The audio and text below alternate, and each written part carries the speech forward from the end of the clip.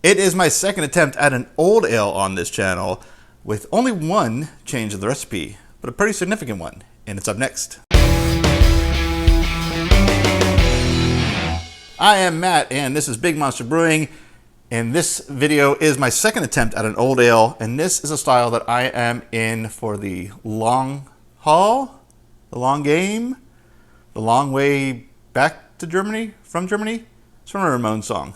I forget exactly how it goes. But this is one I want to get right, and I'm going to, I know I've said this before if you've seen this channel, I am really just changing one major ingredient at a time on this one until I get it right. The malt bill for this, as we're going to go through in the video shortly, is largely the same except for one fermentable, and I use that word specifically. I've taken out the brown sugar and I put something else in that I've not only never brewed with before, but never had before and really never heard of until, I don't even know, 2-3 months ago. Really about a week after tasting the old ale originally is when I found this, because I started looking into old ales more. So if you don't know my history or why I'm pursuing this particular style, I'll go ahead and link the original episode for the first old ale so you can get that story real quick. And I think the only thing left to really talk about here until I get into the ingredients and the actual brewing is, well, I guess two things. One? I'll start with two first. Two is that I'm going to be doing the tasting in another video because I'm going to taste it along with the original old ale, which I still have several bottles of, to see how it has changed. And the age difference between the two, again, there's a reason for it, and we're going to get into it shortly when we get into the brewing ingredients. It'll make sense why I'm going to be tasting one younger than the other and still side by side. Number one of the two, I forget what I said now, was something that I needed to tell you. Oh, the name, Ogre the Second, because I want to still call it Ogre, but it's a second, so I don't know what the official Ogre naming convention is for offspring. So instead of junior, I'm going to call it the second, because I got a feeling we're going to take this all the way up to like the 9th, 10th, maybe more. So Ogre the Second, let's get to brewing. I'm getting the water up to temp now, and I'm using 2 vessels because I have over 3 gallons of water, and this is a 3-gallon pot, which we determined a little while ago, or guess determined. That's like guesstimate, but determining that this is not a full 3 gallons. I have yet to measure it to find that out, but I split these in 2 to get the water up to temp, like I just said. I probably opened the episode saying it's been a while since I've done this, so that's the last I'm going to say that. I was shooting for about 159, 160. You can see I overshot on this one, but this is barely over a half gallon. This is 2.5 gallons. So I think we'll be okay. This is actually fallen to 160. So if I get this big vessel to 160, we should be good. So total water, which I've not said, is 3 gallons, 1 cups. And I've given up converting that to metric for now. When I get over 100 subscribers, I'll do that. But for now, 3 gallons and 1 cup is what you're looking at. The grain bill for this, which I've milled and done everything. Actually, I pre-packaged this. If you've gone back a few episodes, you saw that I was pre-packaging grains. So it's already pre-packaged. I've already milled it. It's already in the what do I call this? Mash tun? Yeah, that's what I call it. So I'm going to refer to my journal. Good luck if you can read that. It is 4 pounds of 2-row brewer's malt, 3.5 ounces of 40L malt, crystal malt, 1.2 ounces of chocolate malt, 0.5 ounces of 120L, and I've omitted the brown sugar. I'm replacing it with something, and you're seeing what it is. I'm kind of blowing the lead on that. But man, autofocus is sucking today. But we're going to talk about that when I get to weighing out the hops, which I'm going to do shortly because I'm about ready to mash in. All right, I wanted to mash in about 152. You can clearly see I'm a little high, but it's 1 degree. That should just pull out more sugars, make it a richer beer, which for an old ale probably ain't going to be all that bad. So I can live with that. We're going to seal this up, mash for an hour, and weigh out those last additions. We have got 2 hop additions, but it's of the same hop, and that is our, or however you want to say it, Fugel hops. Fugel's hops. It's not Fugel hops, Fugel's hops. Double plural. And it is This, again, 1 gallon. This is 0.35. I'll just show you here. 0.35 ounces at 60 minutes. Autofocus is not my friend today. Really not my friend. 60 minutes. You know what that says. And 0.1 ounce at 10. Seriously, 10 minutes. Oh, there. That's a nice focus. At 10 minutes. But that is not the only boil edition. We have got this bad boy. Lyle's Black Treacle. And I am going to be adding 1 ounce at 10 minutes, and I'm not quite sure how I'm going to weigh this out. I'm not even quite sure how to open this. That's why I have a knife and a spoon over here. So the knife is to pry it open, the spoon is to spoon it out, and then I've got plastic wrap, it's upside down, plastic wrap to put over the table and the scale, because I think this is going to get worse and make a mess that's going to get worse before it gets better. Now, why am I putting this in? Well, what this also is substituting. This is substituting the black sugar. The rest of the recipe is the same, except I think the hops are different because I was out of the hops that I used before. I should have checked that. Maybe I'll put that in the notes. But after my first old ale attempt, which was also my last attempt, I started looking online at different recipes and different articles, and I came across Make Your Best Old Ale from Craft Beer and Brewing at beerandbrewing.com. And they suggested this specifically, not just a black treacle, but Lyle's Black Treacle for an old ale to kind of get that aged old ale taste instantly from a rather regular fermented and aged beer. I'm still going to do about 2 weeks fermentation. I'll probably do about 2-3 weeks aging before I taste it, but this, according to that article, is going to kind of get that certain old age taste right up to where I want it right away. Now in this article, they're talking about 5 gallons and they said to put 8 ounces in. This is an 11 ounce can. And I'm only going to use an ounce. This is a test. I'm just going to try it out. I think, let's see, what is 8 ounces? That's going to be like more about 2 ounce and 3/4 for a 1 gallon batch, but I'm just going to do an ounce. I'm actually going to weigh out, this is going to be tricky. I'm going to weigh out 1.25 ounces because I think it's going to get real sticky and stick inside this, and then I'm going to reweigh the cups. Oh, thanks for the help there, Kat. Reweigh the cups and see how much I actually lost so I can adjust it in my notes. But I'm going to do that now. I'm going to attempt to film me struggling with this in a montage and let you laugh at my struggles. That was like even worse than I thought it was going to be. So I actually got about 1.4 ounces because I think there's going to be a lot more than 0.25 ounces stuck in there. And I'm going to have to spoon it out. And I just almost dripped that. Oh, I'm still over the plastic, but I'm trying not to get it on this outside rim of the lid. In fact, I should shut this all up. But one thing I want to do on camera. Ooh, I think that's more than I want to taste. I'm going to taste this.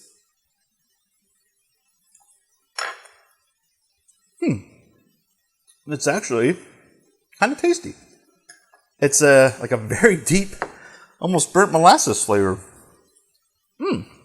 I thought it was going to be like really, really like a rich burnt sugar, like almost a kind of like smoked sugar, but it's not. It's not super sweet. It's actually it's kind of like a slightly charred molasses. That's actually really tasty. I'm kind of really excited about using this now. Well, the hour of mash has come and gone, and the bag is kind of sitting weird. Not that that's going to affect anything. So I'm going to kind of smush this down a little bit without it being on the outside of the colander there to get ready for the Vorloff. Yeah, tuck it in a little bit. It's like that whole Jeff Goldblum scene in Jurassic Park. You just get a little edge out here. Actually, even less than that. A little edge out here, and then a whole stream of wort goes all over the place. So don't want to do that. So, all right, I'm going to Vorloff about a gallon worth of this sweet wort, and then transfer it in the boil kettle, and then get to the boil. All right, sounds like, I haven't looked, but I don't hear any dripping, and so I say sounds like that this has drained out. So I've got everything hooked up. I have a chair, because I don't know where the box that I usually put this boil kettle on is. But this chair should be okay. It does lean a little. So it starts to get close to the top, which I don't expect it to with the volume that I have in there. I got to make sure to turn this off. But we got to turn it on first, so here we go. All right, we are draining that sweet wort into the boil kettle. All right, we got quite a bit. I think I needed 2.2 gallons for a 90-minute boil, and that is certainly pretty darn close. I should get a measuring stick or some kind of thing for this, but I've done, I don't know how many on here, and I don't really ever get short on my gallon batches. I get a little over, but never short, so I guess I can eyeball it all right. So I'm going to get it up to temperature, and like I said, 90-minute boil from there. And just to give a context of where we're at timeline-wise, it's Game 7 of the Stanley Cup. So I'm going to go watch as much as I can, waiting for this to get it to boil. I just realized if I do that, I'm going to have a boil over. I'm not going to do that. I'm going to turn up the volume and watch this very closely, because if I get burnt sweet wort boil over all over this, you're never going to see another one of these videos again. All right, we are certainly at a rolling boil, and I did start the timer a few seconds ago before I started the camera rolling. And yeah, I just realized nothing happens for a half hour. I probably could have waited to record till then, but well, this gives you an idea of what is actually happening through the entire process. And I have to clean the bag tin anyway. There's the stuff that didn't make it to the final cut, i.e. didn't reach the valve. It finally hit the 1 hour mark, so here is that addition in a hot bag, obviously. And there we go. Nothing to do for another, 50 minutes? Well, 45, because I do have the Vorloff, which I didn't list, but still got quite a bit of time. But for you, it will be no time at all. All right, while I'm waiting for the next boil edition, which is still quite a bit of time away, just like about a half hour. I only have the timer to about 5 feet from me. I could check, but the point is, I line up all the stuff I need, and there's the little slivers of Morel flock tablets. Here's the hop edition, the blurry hop edition. Yeah, I'm glad it came back into focus so you could not actually see the hops. But the point my yummy old ale I'm still drinking, and the point of all this, the treacle, not a trickle, obviously, because that's kind of the point of the story. This has been sitting. And I'm showing the side of that cup specifically. This has been sitting for, let's see, it's been about 45 minutes boiling plus an hour mashing plus whatever time is in there. So 2 hours at least, probably more. 2 hours on the safe side. And the treacle that I scraped from the spoon on the side of the cup still has not dropped down into the cup itself. This is some seriously thick stuff. I think you could probably join mortar bricks with this. That would have worked so much better if I knew the word I was supposed to say for that joke. All right, we're at 15 minutes, so I'll put in that little bit of Warflock, and now I'm going to set up the tripod for the Treacle edition, because I will definitely need 2 hands for that. We're almost at 10 minutes, and I've got everything ready. And this might be the most well thought out addition I've done ever to a beer, because I have everything within reaching distance. Now I have everything within reaching distance. And I have a spoon for the treacle with a non-conductive handle, so I can stir it in and get off the spoon. The steam's still going to hurt a little bit, but at least that heat isn't going to rise up the metal right into my fingers, so I can hold out a little longer. In fact, I'll try not to knock the camera into the boil. Well, I was going to get a heat mitt, but we're at 10 minutes, so let's get that hop edition in. And I really don't mind if the treacle is a little early or a little late, because this is going to take some time. Look at that. That is not, you see that? That is hardly moving. So let's get that in there. Whew, yeah, steam is a factor. I'm doing this really high. It's probably out of camera. No, it's just in camera, because that steam does hurt, and I'm about to put my hand right in it for a couple seconds to get it off the spoon. So there we go. Yeah, that steam's hot. Oh, but look, I got it all off there. Let's see. Is there any more? I can still get a little bit out of there. Give it a little stir again. That's about the best I can probably do. All right. There we go. That's the last edition. Now I just got to wait a few seconds. I do have some on my thumb. I'm not sticking my thumb in there. All right, so to figure out how much the black treacle actually have in there, I got an empty cup on a towel on the scale. I'm going to tear that out. So that's 0. So get rid of the empty cup. There's the cup with the leftover trickle. It's got 0.1. It's not coming up on the screen, but it's 0.1 ounce. Exactly, actually. So there is 0.13 ounces. Way more than I intended, but after tasting it, I'm not real upset about that. So very curious to see what this beer does, but it still needs to finish the boil, cool, pitch the yeast, and ferment. So we're not there yet, but yeah, still very excited about this project.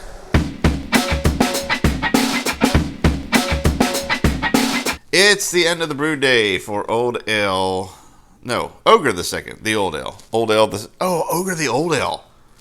Man, I might have to go back and rename all this stuff. Anyway, I have some notes to kind of wrap up everything that we talked about in this video to put some closure in it before we get to the next phase. When we get to the next video, first, that black treacle.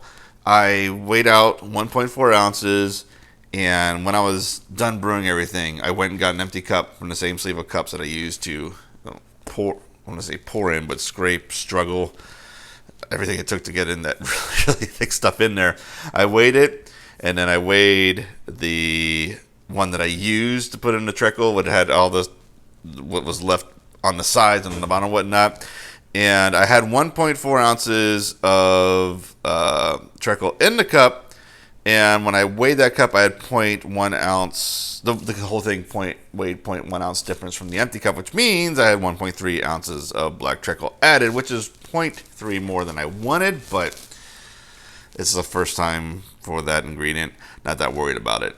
The hops, I ended up putting in hop bags and tying off, which I think we saw in the video, but I put in my notes so I know to do next time. And the measured OG, original gravity, starting gravity, was 1.078, which freaked me out because I could have sworn it was supposed to be 1.062, but then I went back to my notes and saw the predicted starting gravity was 1.078, which actually not only made me feel better about the number, but it was actually quite surprising to get the number dead on. That doesn't happen. I get it close with a lot of times. I also just as many times get it way off, high or low. Getting it dead on doesn't happen a lot, so that was kind of cool. That's again, just something that doesn't always happen. I pitched as much of the yeast as I could in to that and still leave enough headspace for it to not get all the High-Krausen into, well, you're not going to get all the High-Krausen, but I got a lot of High-Krausen into the airlock so I don't have to switch it 100 times during fermentation. I don't know. We'll see. We're just going to have to wait and see if that was enough yeast or if I even will need to change the airlock. So that's not going to happen for like another 24 hours. So that is it. That was brew day. Those are the last notes. Things are in the fermentation chamber now. It's just a waiting game. So that is, like I said, that is it for this video. I'll be back with a little bit on the fermentation, a little bit on the kegging, the carbonation, and then the tasting in the second half. So if you haven't already, please subscribe. Make sure you hit that bell that is next to, I don't know, 2 points with their thumb. Make sure you hit that little bell that's next to the subscribe button so that you know when that video is out, along with all the other videos I will be doing between then. So, yes, let me say one more time, thank you for listening, and I'll see you in the next episode.